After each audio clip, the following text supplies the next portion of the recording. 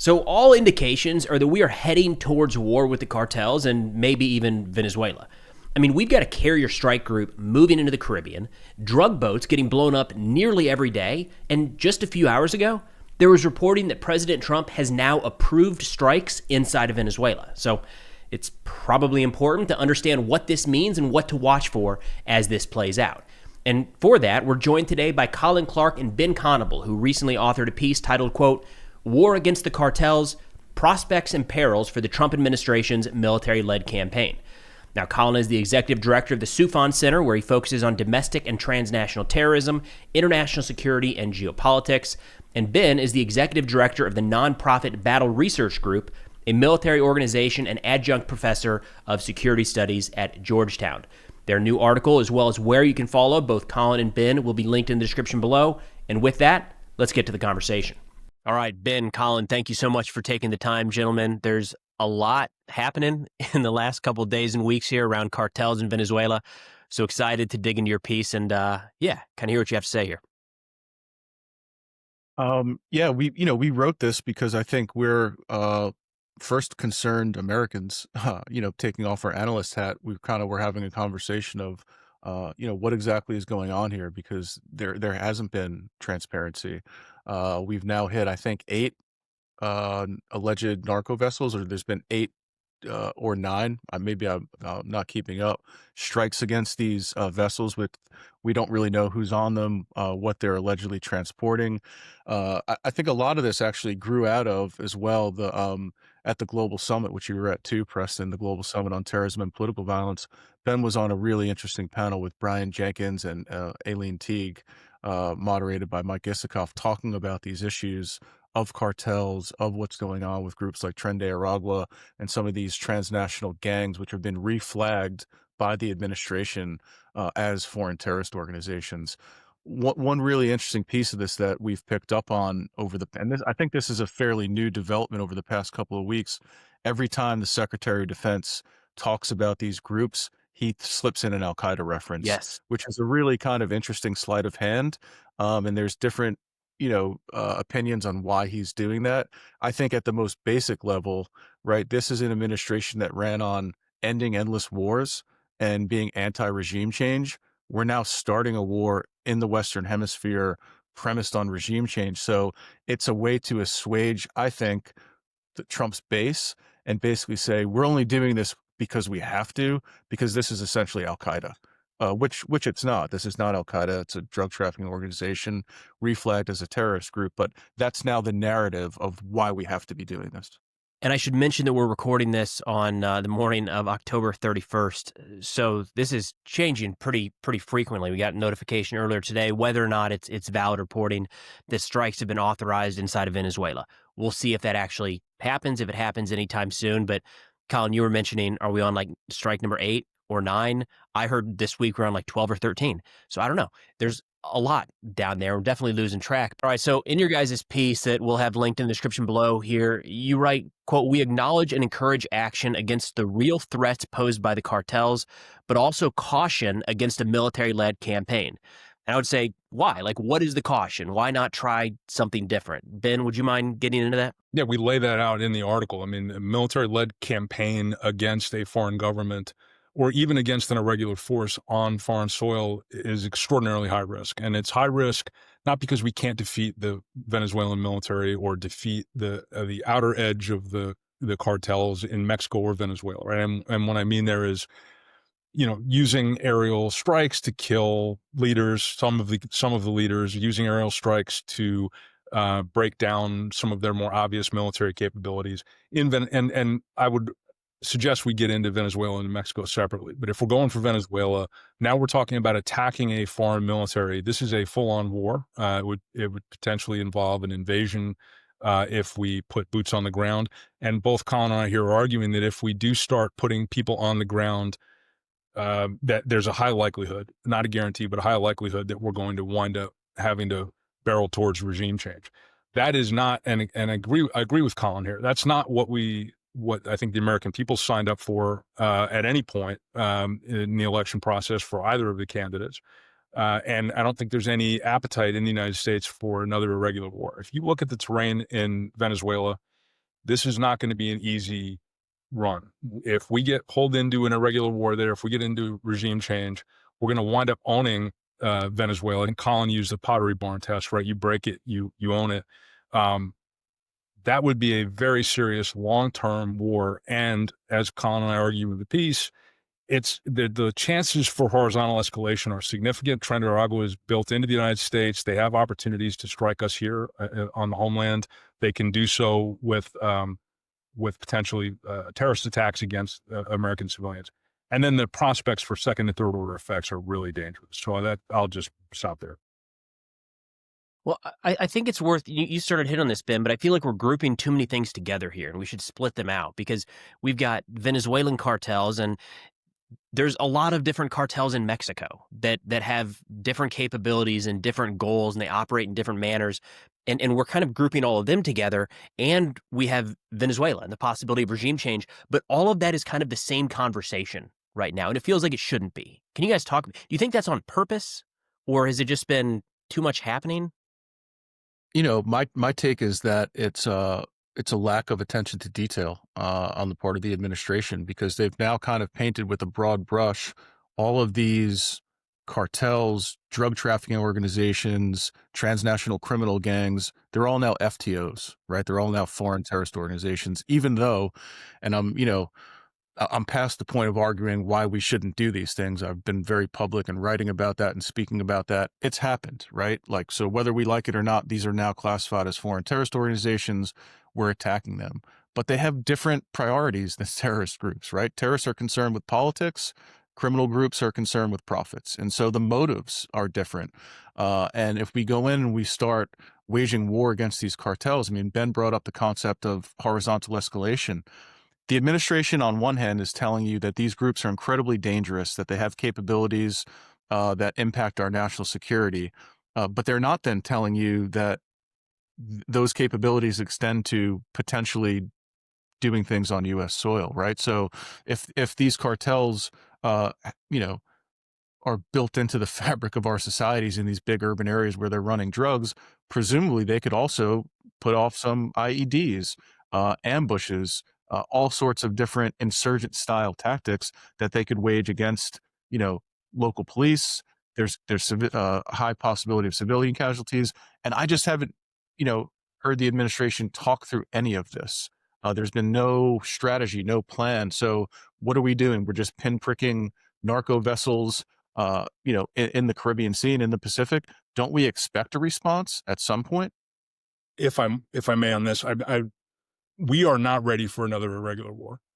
We were not ready for an irregular war in 2001 or 2003. We succeeded in the initial phases of Afghanistan and Iraq because we had a really sharp, well-resourced military with people that were dedicated to succeed.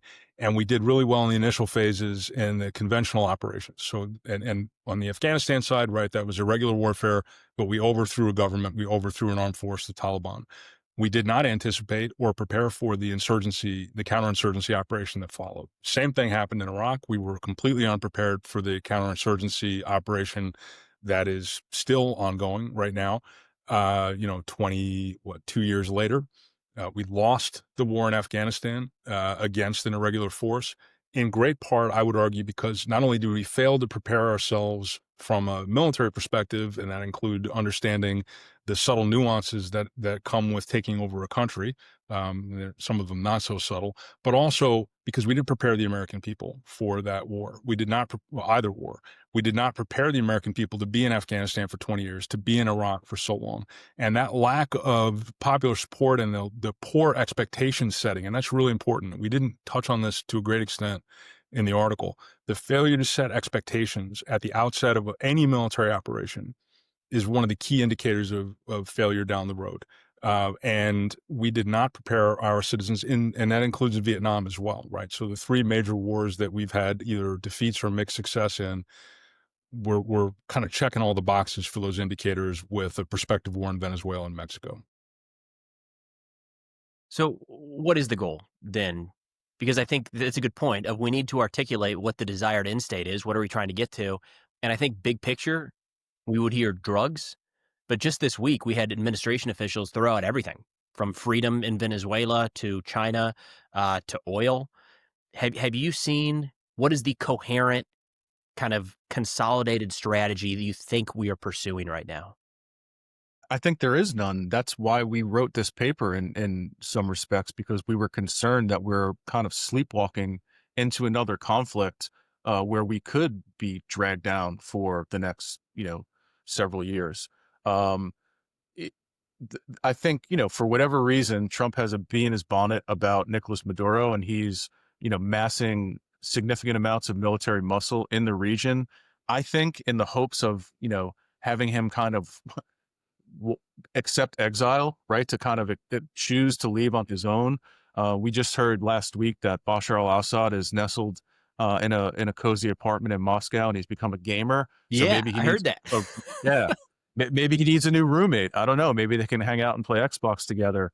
But it's unlikely that he's going to leave. I think the administration is trying to find cracks and fissures between Maduro and kind of senior military leaders and kind of, work that wedge.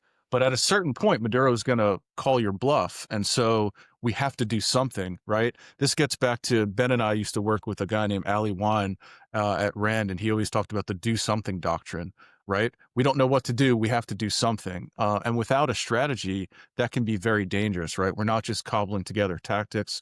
We're still world class at finding individuals and taking them off this earth, but that only gets you so far.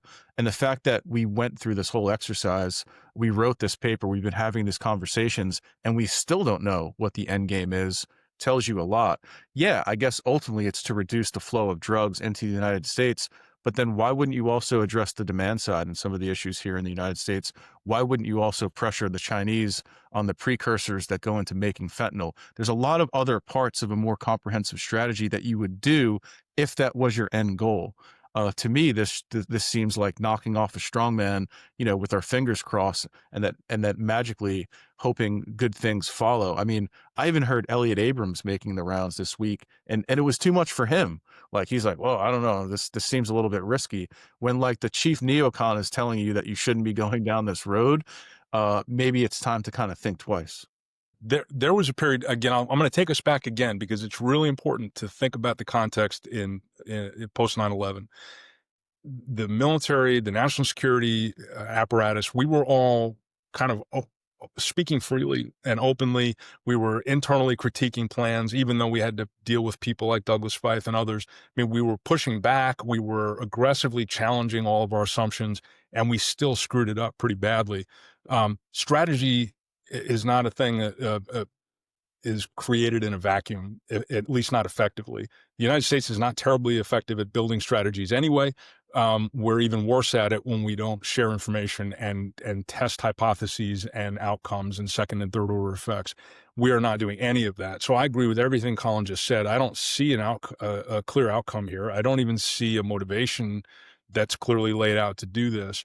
I would commend everybody to go back and look at the January 2005 National Strategy for Victory in Iraq. It's freely available online unless the government has taken it down. And that is a clearly laid out strategy for what we want to do in Iraq. Came 2 years after we invaded. Right? And that is too late. It is going to be too late once we're stuck into Venezuela for us to come up with a clear plan and an outcome and all these other things that are so essential to the success of any military operation. And that ties back to your initial question. Like, why are we doing this by using through military force? We have used military capabilities and technology in Latin America for decades in order to facilitate law enforcement-led operations.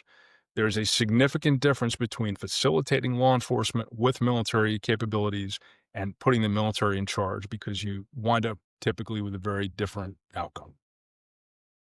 So I think there is an appetite, from what I'm seeing in responses online, an appetite to doing more to try to counter the flow of drugs and to try to take the fight to the cartels. I mean, we see it's not necessarily mainstream footage, but these are awful groups doing terrible, terrible things in their country and then exporting it to the United States. So I can understand the argument of people saying enough's enough, let's do something. What does an effective middle ground look like, do you think, between an all-out military style solution here that could mean boots on the ground and what we're doing today? Is there something in the middle? that we could potentially work towards? I think there is. I mean, Ben just mentioned using the military in a supporting role with a law enforcement led option. One thing I haven't heard a lot about is what role the Coast Guard plays in all this, because doesn't the Coast Guard facilitate a lot of boarding vessels, seizing? I guess my chief complaint is, one, the lack of transparency. We don't know. Not even the national security community, broadly envisioned, knows what's going on and why. And two, if we all agree, or most people agree, that these are really bad groups doing really bad things and we want to stop them, wouldn't we look? And I think part of it is, when you spend enough time in Washington, you hear these buzzwords or buzz phrases: interagency coordination, right? Whole of government approach. And I mock them because, you'll read this like, you know, 50, 60-page research paper, and at the end it'll be policy recommendations. Uh, Strengthen the rule of law, counter corruption, where you're like, yeah, no shit. How do you actually do that? It's much harder to operationalize.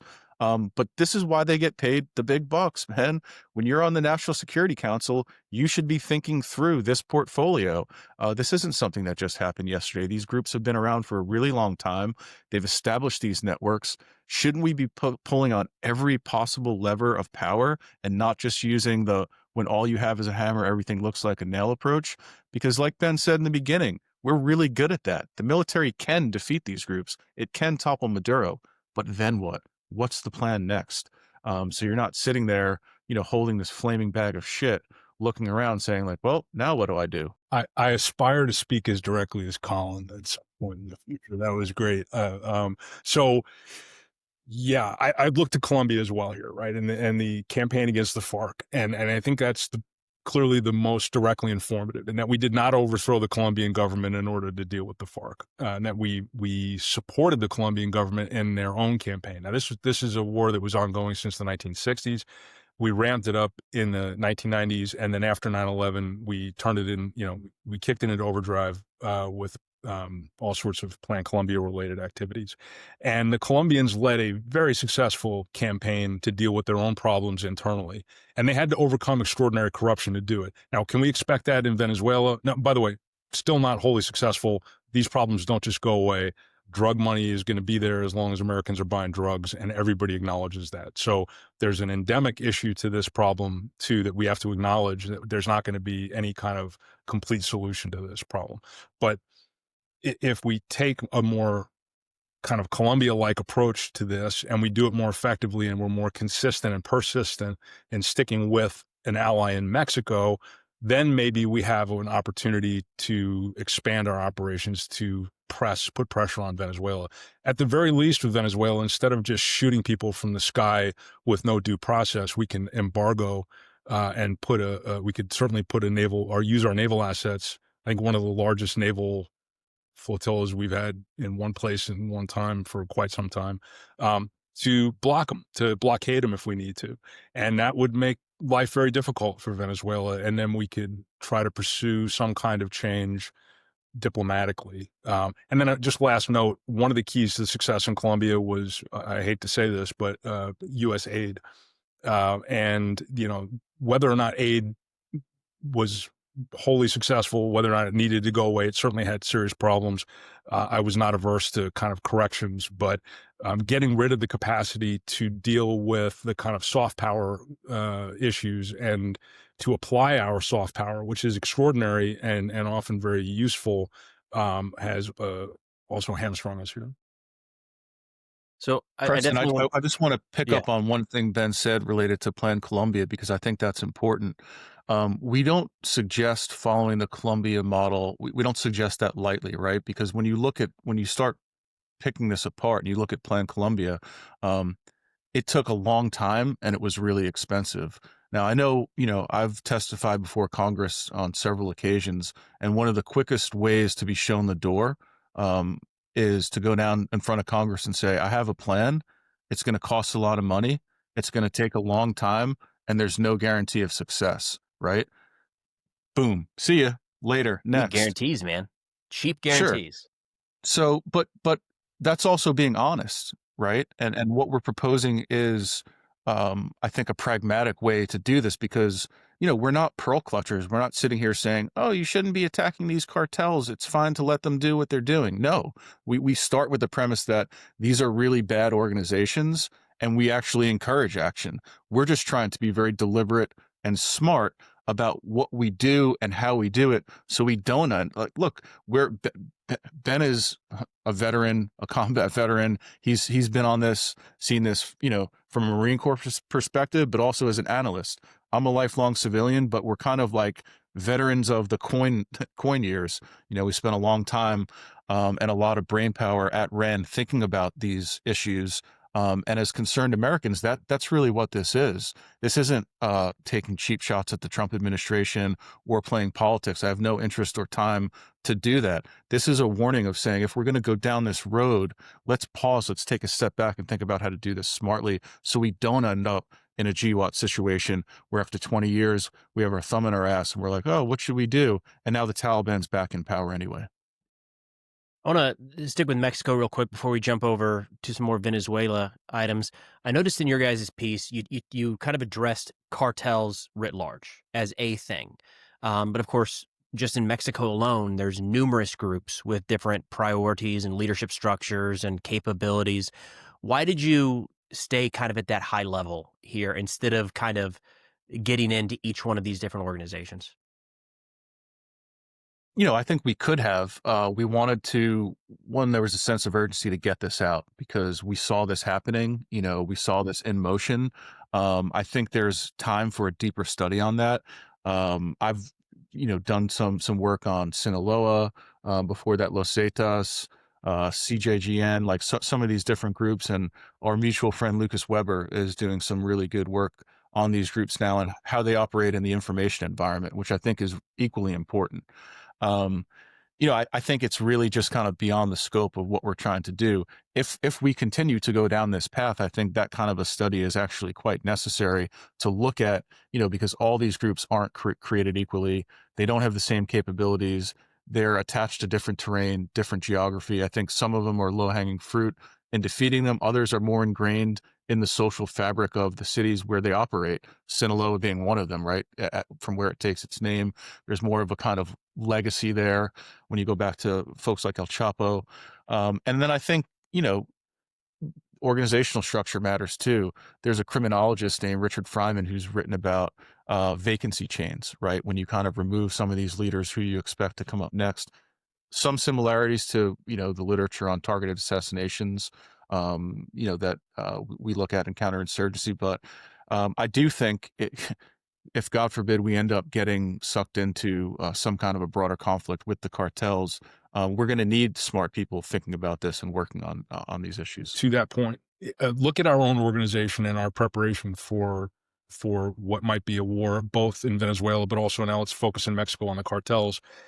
The level of expertise integrated across the joint and interagency community, the requirements are extraordinary. And it's primarily manpower requirements. AI is not going to solve this problem for us, right? This requires dedicated analytic teams working on this full time to become intimately familiar with all of these different groups, bring the people that are already kind of core desk officers that have the latent knowledge, and to bring them in and they serve as the kernel for task forces and working groups and other things.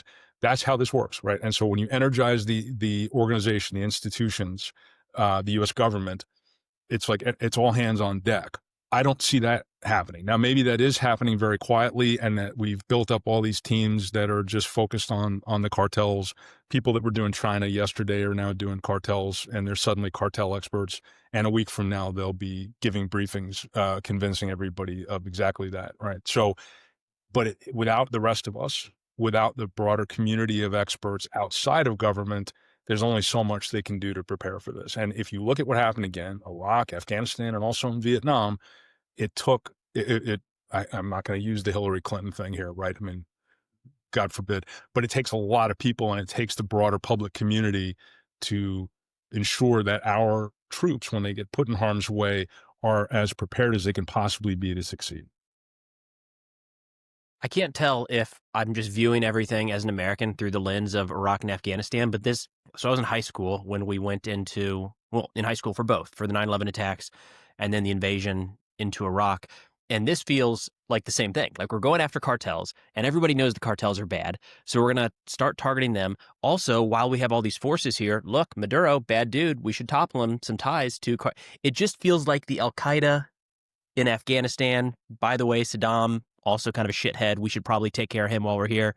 And then there's ties, and I don't know. It feels very similar, and I can't tell if I'm just stuck on that exact model or if it actually is what's happening here.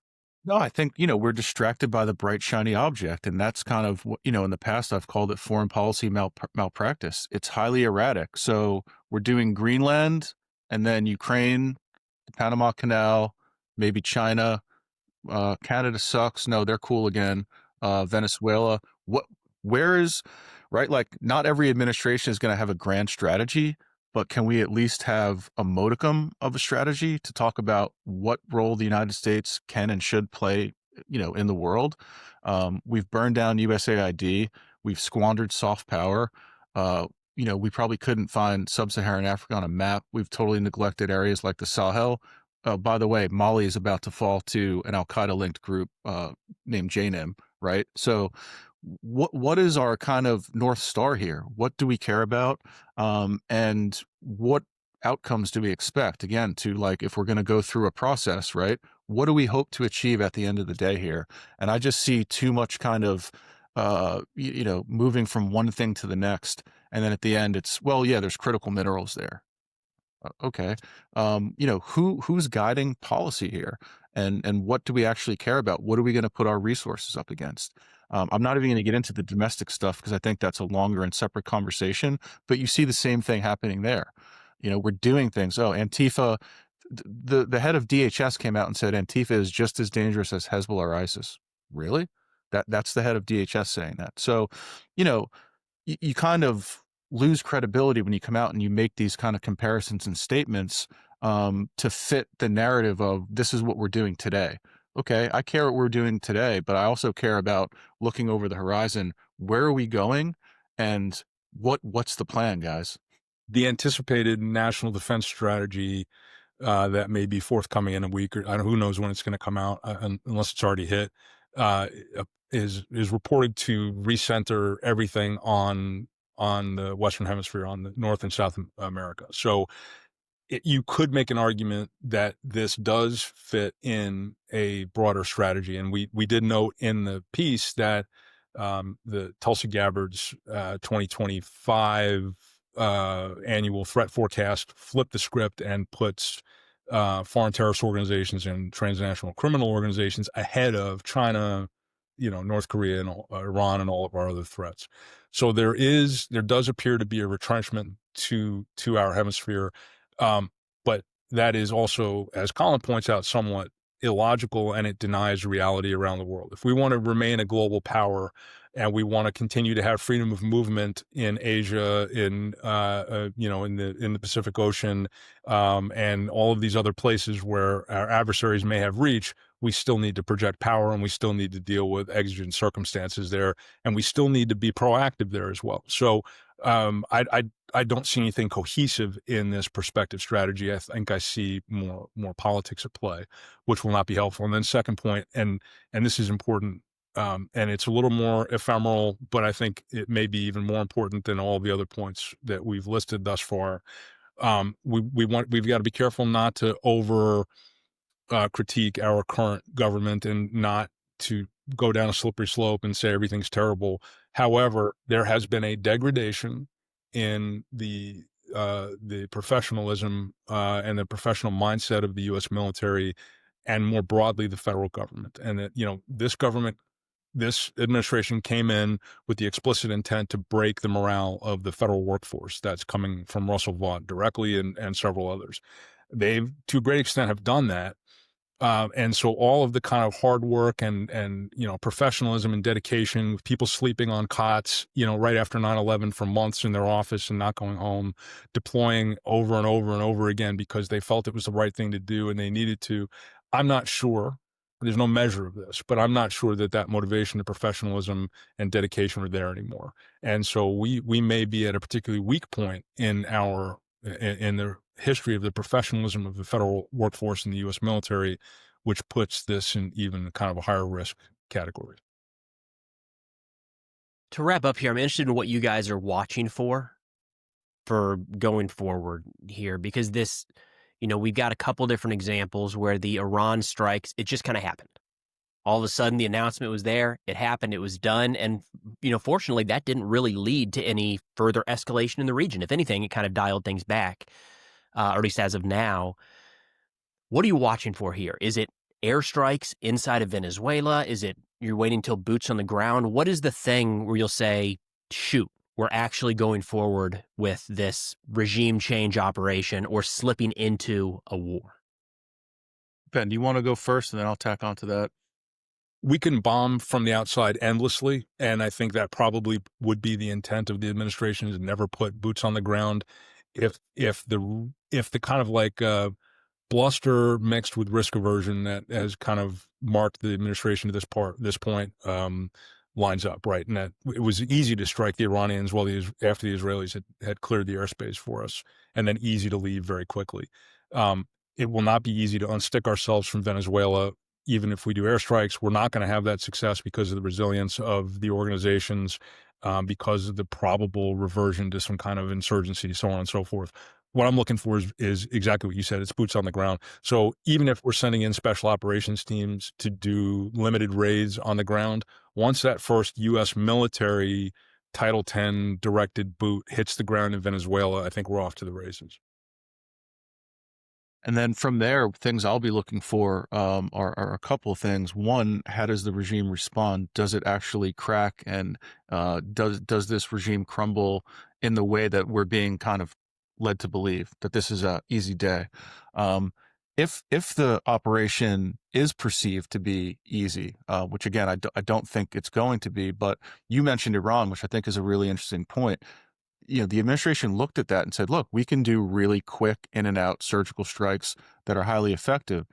If the perception of Venezuela is a similar success, my question is then, where are we going next? I'd be then looking around at a map and saying, what else is on the table, right? Like, hey, while we're in here, why don't we just clean up a few other things? And that leads to, again, endless wars, right? Which the president ran on getting us out of. That's very concerning to me, that there's this perception that this is easy, and that we're going to go and clean a few other things up in our backyard while we're at it.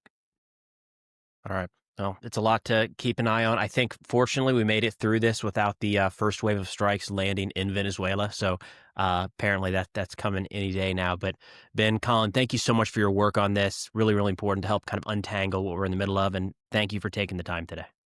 Thanks for having us, Preston. So thank you again to Ben and Colin for taking the time to walk through all this today and for putting their article together. Again, linked in the description below. Go check it out. It's not that long of a read, but gets into a lot of really important details, I think, about what to watch for here in the coming days or weeks as things continue to really head towards war, either with the cartels, Venezuela, or both. But that's all we got for now. Thanks for watching. I'll see y'all next time.